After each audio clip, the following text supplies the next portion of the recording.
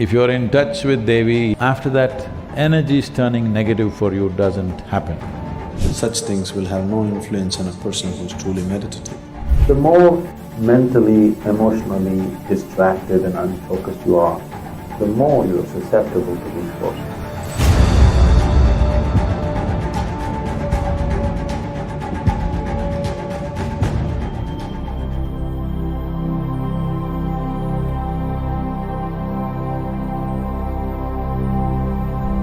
There are people manipulating energies to cause harm to somebody. People can even cause death like this. In certain parts of India, it's very prevalent. One Veda among the four Vedas, the Atharvana Veda, is dedicated to this, as to how to manipulate energy for your well-being and somebody's detriment.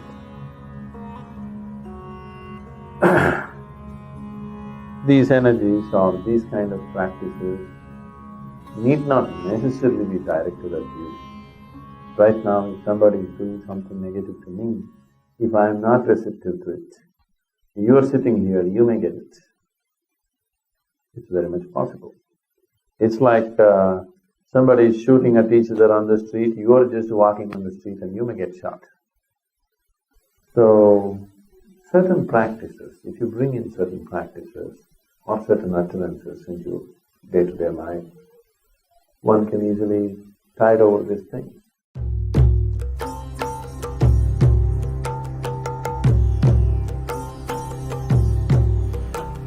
Rudraksh as a seed, this tree mainly grows at certain altitude.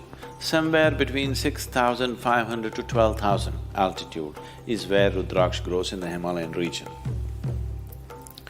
And it has very unique vibrations. So person who is constantly traveling wears a Rudraksh so that he has a cocoon of his own energy, that the outside energies does not disturb him. He has a… we call this a kavacha. You know what's a kavacha? It's more like a cocoon. It's a cocoon of your own energy. Wherever you go, you have your private bedroom going with you.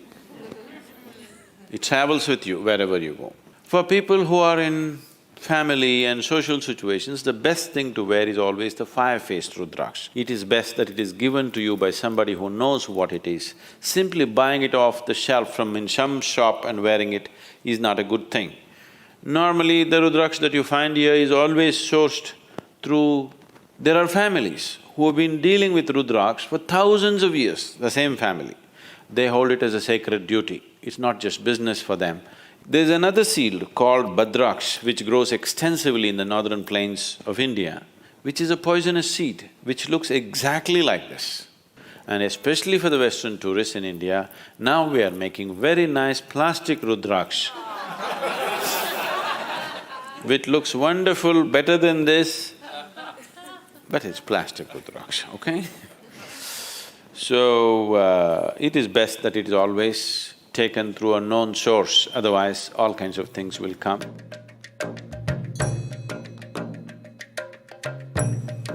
I see today lot of these, for lack of vocabulary, I'm saying, this new age type of people, they're all wearing metal rings on their thumb.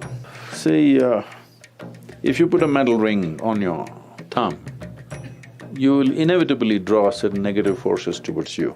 It does not mean you will be necessarily possessed, but you will trip and fall for nothing, all kinds of things will happen, everything goes wrong.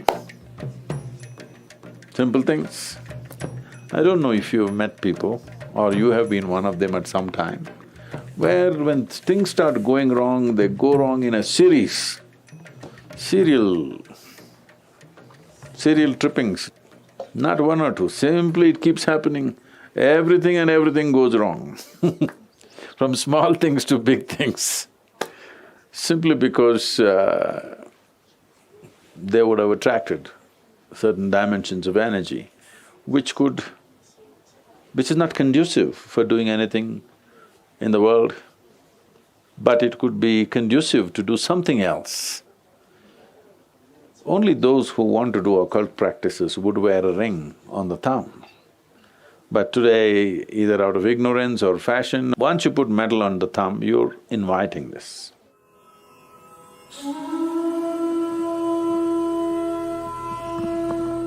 There are hundreds of people who think they are possessed and all this, and we just tell them, you come and sit in the sphere of Dhyana Linga, because there are occult dimensions to Dhyana Linga which just nullifies all this. They go out completely free because the occult dimensions are taken care of in the Dhyana Lingam area. One Paurnami or Amavasya, when things are more receptive for you, just one day, just sit there and go. If you're in touch with Devi, either in the form of yantra or in whichever way, the yantra is in your hands or it's in your heart, it's up to you. Once you are wrapped in the energy that we are referring to as Devi or Bhairavi, after that, energy is turning negative for you doesn't happen. So, if you just make sure you are eating the right kind of food, you're keeping your system well, the chances of you getting messed up because of some other energy or something should be completely out of your life. That Devi will take care.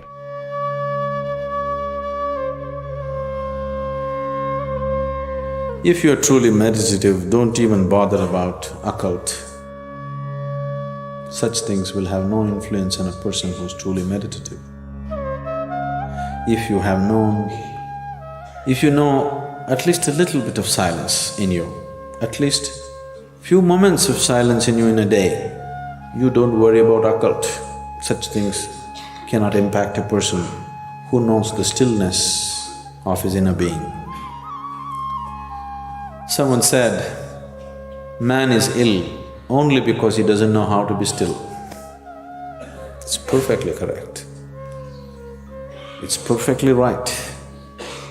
All the illnesses have happened because they don't know how to be still, especially those which affect your mind, especially those which happen because of other influences.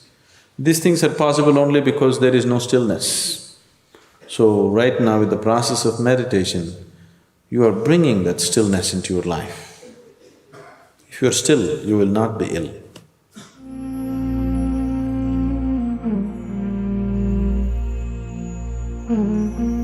Above all, keeping yourself.